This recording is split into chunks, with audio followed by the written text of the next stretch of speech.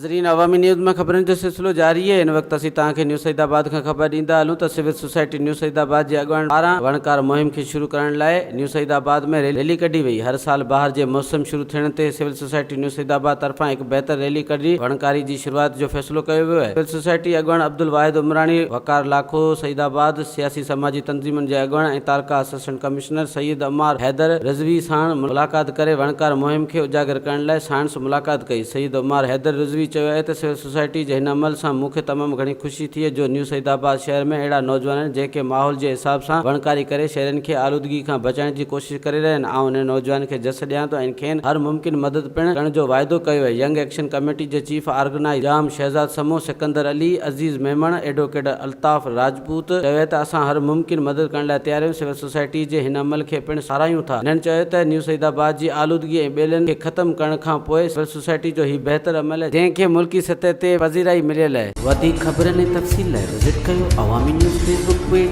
YouTube page ऐं अवामी news website.